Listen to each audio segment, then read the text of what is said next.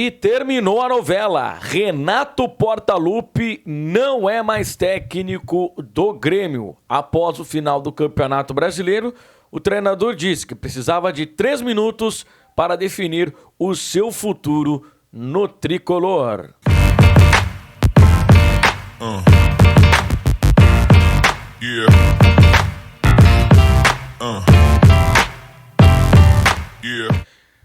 Antes de prosseguir com o vídeo, eu queria pedir para você se inscrever no canal, ativar as notificações clicando no sino, deixar o like, comentar e compartilhar. Bueno, pessoal, Renato não fica no Grêmio. No final da manhã desta segunda-feira, dia 9 de dezembro, um dia após a despedida do Grêmio no Campeonato Brasileiro com derrota para o Corinthians por 3-0, a direção do Grêmio, em comum acordo com o técnico Renato Portaluppi, eles acabaram decidindo pela não renovação do contrato do treinador para a temporada 2025. Uma relação que estava estritamente desgastada entre Renato direção, entre Renato e torcida. É claro que o ídolo Renato, aquele que foi campeão da Libertadores como jogador, aquele que foi campeão da Libertadores como treinador e aquele que foi campeão do mundo como jogador, essa história ela não apaga. O Renato está num lugarzinho bem quente no coração de cada torcedor tricolor. Mas futebol é momento.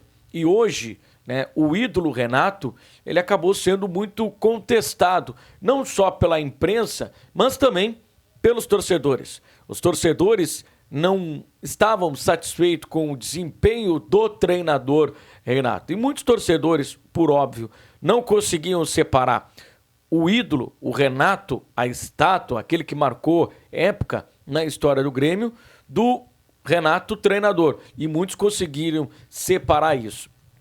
E a gente viu que foi um ano tão ruim para o Renato como treinador. Ele não conseguiu extrair o melhor desse time do Grêmio, que não é um time para estar na posição que o Grêmio estava. Como ele mesmo falou, era um time para estar pelo menos lutando aí por uma Copa Libertadores da América. O time do Grêmio tinha potencial para isso. Não se separa o fato da enchente, da tragédia que atingiu o Rio Grande do Sul, ter atrapalhado o ano do Grêmio. Mas atrapalhou o ano também do Internacional e atrapalhou o ano de muitos clubes do futebol gaúcho. E aí não é ser atingido efetivamente pela enchente, não ter o estádio, ter que jogar fora por questão de logística. Muitos clubes acabaram sendo atingidos nessa questão também do deslocamento, de viagem, questão logística. Tiveram que fazer viagens mais longas, o desgaste, acumulando jogos, enfim, atrapalhou toda a questão logística de vários clubes. Mas esses outros clubes que foram também atingidos pela enchente, eles não utilizaram isso como justificativa, como bengala para o fraco desempenho, como o Renato, o Grêmio, sua direção e alguns jogadores acabaram utilizando isso totalmente como bengala para justificar o ano ruim. O Renato ia para as entrevistas coletivas, quando era confrontado sobre futebol, ele se recusava a falar de futebol, ele entrava numa linha de confronto com os cronistas, e o torcedor do Grêmio que queria saber por que ele escolhia tal jogador para jogar em determinada função, por que ele não tirava jogador B para colocar jogador C, porque jogador C quando entra dava melhor resposta. Renato evitava falar sobre isso e quando era contestado sobre as suas escolhas, ele acabava também partindo para um outro lado, o lado do confronto, o lado de tentar intimidar os cronistas na entrevista coletiva.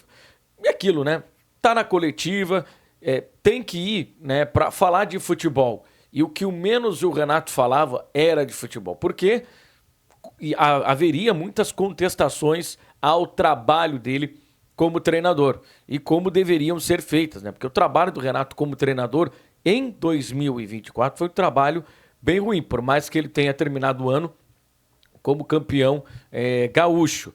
Mas não sei se de repente foi um grande mérito do Grêmio, porque o Grêmio também não fez um bom campeonato gaúcho. Ganhou porque na final enfrentou a equipe do Juventude. O Grêmio, na época, era um time melhor encorpado do que a equipe do Juventude, que depois, né, teve um salto de qualidade com o próprio técnico Roger Machado, conseguiu, né, ir longe na Copa do Brasil, conseguiu também uma gordura no Campeonato Brasileiro. Depois a saída do Roger, o time acabou lutando ali na parte de baixo, mas conseguiu até com certa antecedência a permanência na primeira divisão do Campeonato Brasileiro.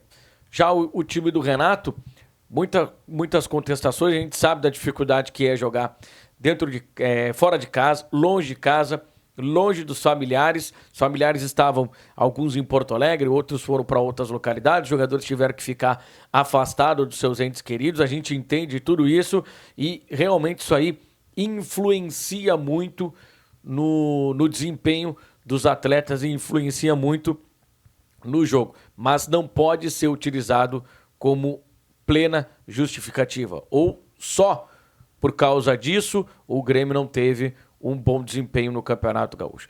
Ficou bom para todo mundo. Fica bom para o Grêmio. O Grêmio dá um agrado para o torcedor, porque é ruim para o torcedor ter que contestar e ter que pedir a saída de um dos maiores ídolos da história do Grêmio, que é o Renato. Então é muito complicado para o torcedor do Grêmio, né, ter que solicitar a saída do Renato, porque o torcedor do Grêmio não aguenta mais o Renato, o time que o Renato coloca em campo. Então é ruim. Então ficou bom para todo mundo. Fica bom para o Renato, que vai ter a possibilidade de aproveitar o seu Rio de Janeiro, de aproveitar a sua água de coco, de aproveitar o futevôlei, de aproveitar a sua cerveja, né? O Renato teve aí 2 temporadas consecutivas de muito trabalho no Grêmio, aonde ele ajuda a colocar o Grêmio na primeira divisão, a retornar o Grêmio para a primeira divisão. Ele faz uma temporada muito boa no ano passado, também, né, potencializado pelo Soares, né? O Grêmio também teve alguns problemas defensivos, tomou muito gol, teve muita derrota na temporada passada, mas ainda assim o Grêmio conseguiu, né, os objetivos, ficou na segunda colocação do Campeonato Brasileiro, né, conseguiu ir para a Libertadores. Na Libertadores caiu nas oitavas de final, né, no confronto contra a equipe do Fluminense, e o Grêmio já ali naqueles confrontos com o Fluminense demonstrava muita fragilidade. O Grêmio na Libertadores foi aquele moribundo, né, que ressurgiu na vitória contra, né, a equipe do Estudiantes, na vitória contra o Atipato fora de casa, né, e depois acabou não conseguindo, né, dar respostas, né, na Copa Libertadores da América. Enfim, fica bom para todo mundo, fica bom para o Renato, que vai ter tempo agora para descansar, para analisar projetos, para ver se realmente ele tende a pegar algum clube agora no início de 2025, ou ele vai tirar aquele ano sabático para respirar, porque foi um ano, né, de muita pressão psicológica. Por mais que o Renato seja um cara extremamente experiente, está acostumado a lidar com essa questão da pressão, mas eu acho que ele nunca foi tão contestado nos trabalhos dele como ele foi contestado no time do Grêmio nesse ano de 2024. Acho que o Renato ficou até surpreso e não teve maneiras para conseguir reagir a essa pressão que foi imposta aí por alguns torcedores, né, e também principalmente por parte da imprensa. Então eu acho que o Renato ficou surpreso por tamanha pressão. Ele até certo ponto sabia lidar com as pressões dentro do Grêmio, mas esse ano de 2024 foi um ano exaustivo na questão psicológica. O cansaço do Renato não é um cansaço físico, não é um cansaço de estar muito tempo trabalhando, é um cansaço extremamente mental. E ele está precisando descansar, porque não foi um ano positivo para ele. Até a penúltima rodada aí o Grêmio estava lutando contra o rebaixamento, estava lutando para permanecer. Imaginem só, né?